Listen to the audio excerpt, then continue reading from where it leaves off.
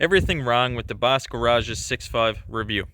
So everything wrong with a 6.5 diesel. You gonna fuck on me? Nobody's gonna fuck on you! So the reason why I'm making this video is because I feel like the boss is a pretty knowledgeable guy, and I don't want people being misinformed when it comes to the 6.5 and having a bad reputation, considering the fact that he gets hundreds of thousands of views and he has over 1 million subscribers now for sure.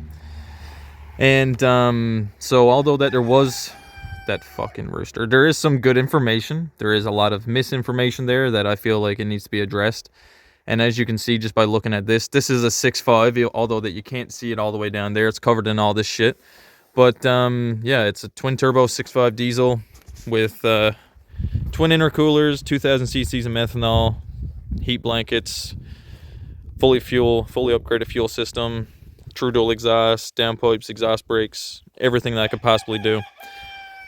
So although that this here truck is what I would consider the Slave Lake of Newfoundland, that's actually meant to be on the road, looks a little bit better but runs just as bad, even though that it has a few rebuild things that have been done, but otherwise it is definitely your old type of IDI.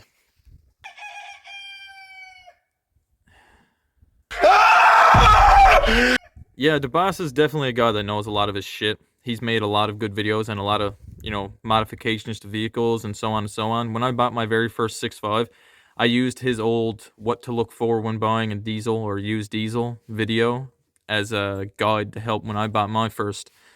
And although that, a lot of it is good information, there are some there that, I guess if you're not really technically inclined, it really has no purpose. As you can see, I'm in my full attire here because we are going on the offense today. Sorry, Deboss, but we are.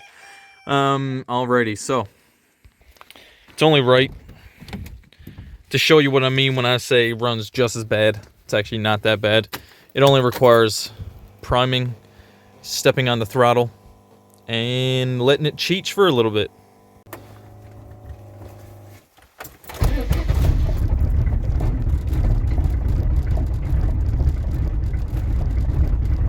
Oh yeah.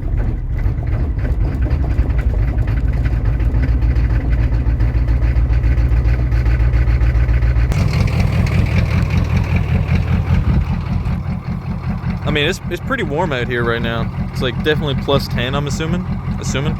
We only got one minor exhaust leak right around in the back there. The smoke does go away though, unlike Slave Lake.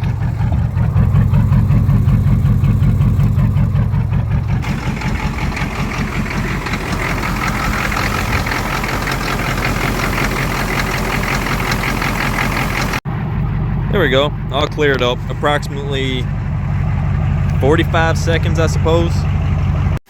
So typically, before I make any of these videos, and more especially when you go into the world of, calling people out on things that they've said or whatever the case is regarding 6.5s, you got to come prepared. If y'all have ever seen Zip Ties and Boss Plies, he talks a lot about the Bush lattes. Well, I have what we like to call maybe a Bush Latte Espresso or something, so it's just enough to get me going for these videos. That's just a little drinky pool. It's not something you're going to see very often. You got to have the cranberry juice because, the mixture of alcohol and all the other antifungal, antibacterial things that we have in the properties of these two chemicals, compounds, whatever, it does the best job. That's all I can tell you. So,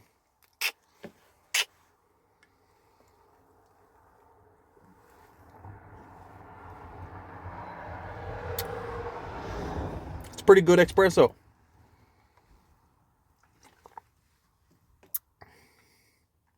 Now you can assure that you never get your pecker stuck with that one, boy.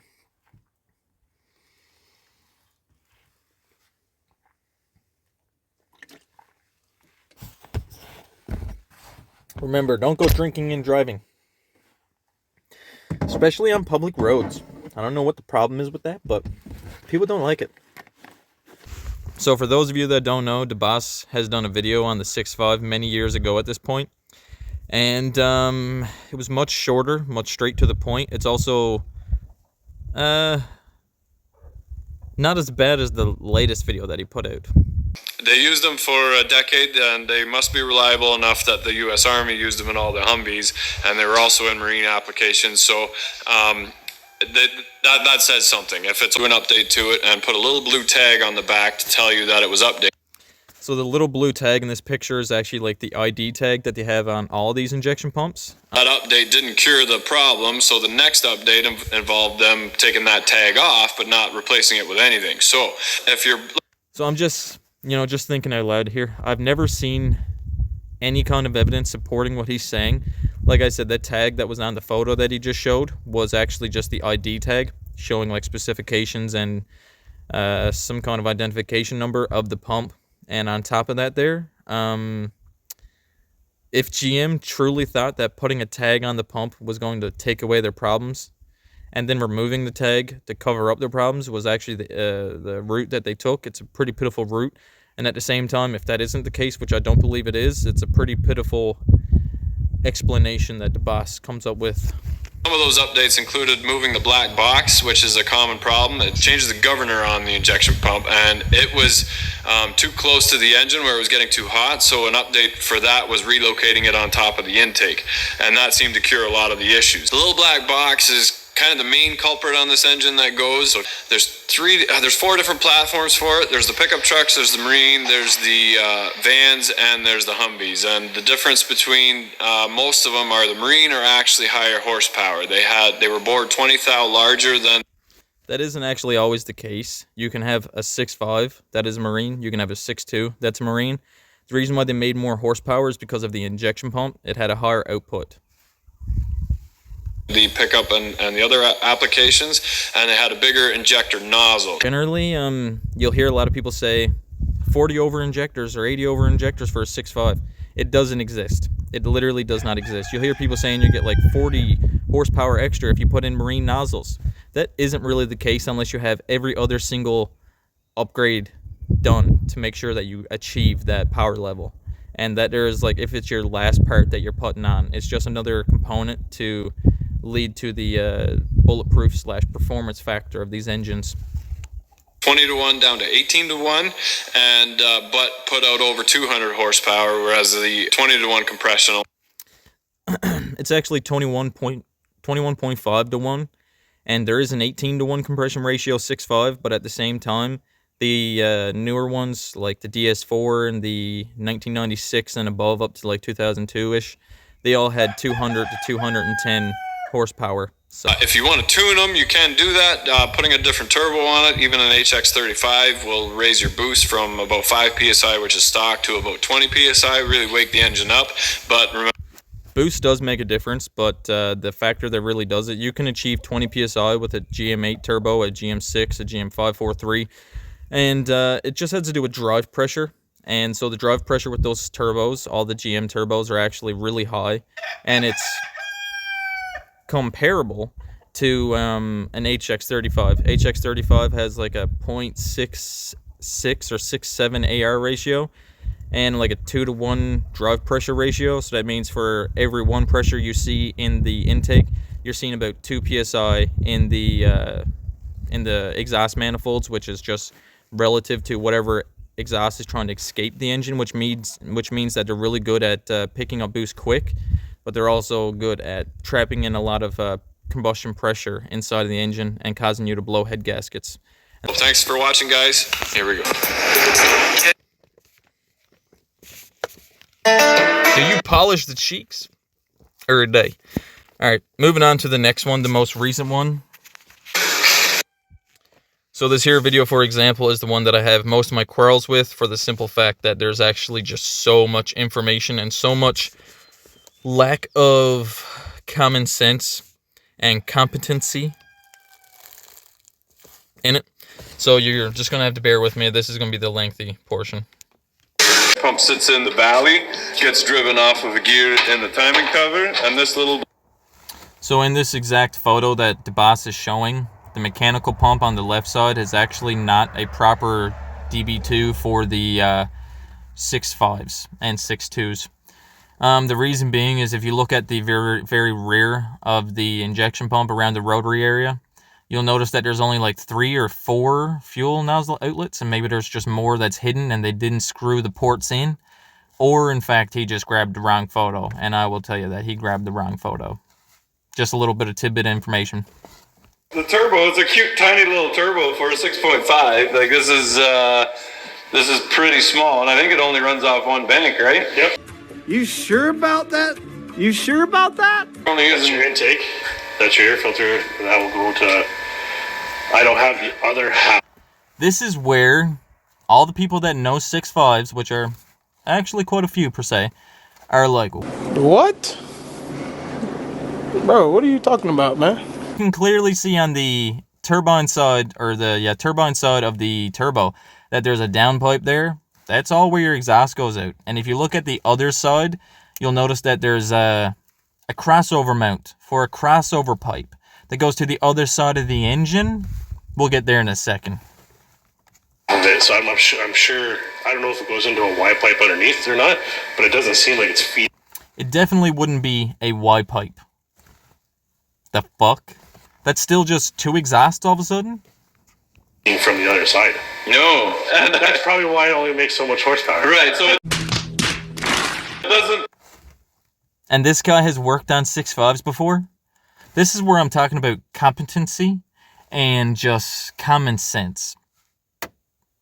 If those guys don't understand that shit, I'm just saying, I would never let them work on my 6.5. That's dumb, but it doesn't... On this side. Lots of power on the right-hand side. You'd think that would imbalance your bank side to side, because you've got resistance for your turbo on one side and not on the other. Like, it's work to move this thing and compress the air, right? That's really odd. So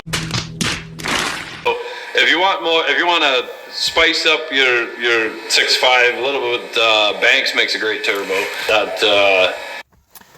So that Banks turbo Sidewinder kit is actually fucking trash. The turbo's about the same size as the stock one, and it's not sealed as properly as what even a stock 6.5 turbo setup is. It's actually, in fact, like a downgrade versus like a regular 6.5 setup with a GM8 turbo, or even like a Hummer or a van setup where it has a center mount turbo. So for those simple facts, don't take advice from these fucking guys. I'm just saying, deboss, for someone as smart as you are, I expected more. The HX30s off of the Cummins, they work really well. An HX30 would fucking blow the shit out of your motor for the simple fact that it has super high drive pressure. I'm pretty sure a GM8 would spit in the fucking face of a HX30, unless you're going twin turbos. And even then, before I put on my intercooler setup with 2 HX35W turbos with like a 9-10 centimeter exhaust housing, I was seeing 25 to 30 psi of boost.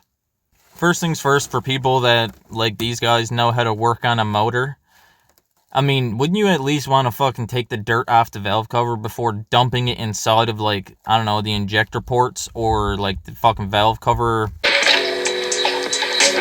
Oh, look at that. I said, would you look at that? Would you look at that? Would you look at it? I was so mad. You've already... So I was told by a fellow that's well versed with 6.5s, and any other person that just knows anything about rebuilding engines, maybe it's not that big of a deal. But I follow this advice very carefully. When you're going to reuse those fucking push rods, which they probably are, you want to make sure that they go back in the exact same place that they were taken from. And I have a video where you have like a cardboard box, and you like have the front of the engine to the back of the engine, and you poke 8 holes on each side where all those push rods can go in. And as of right now, they're not going right back in the same spot. Oh well. Crack them loose because you want my Milwaukee.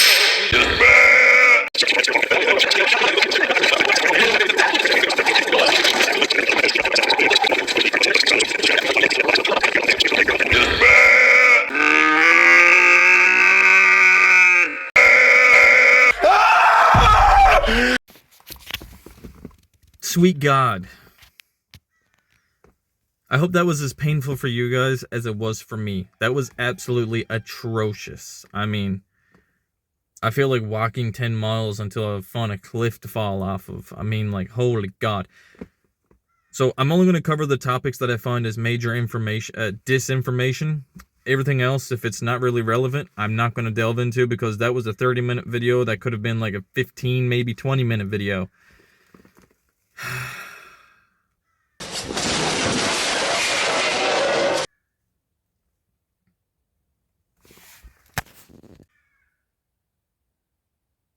I'm never, ever doing that shit again.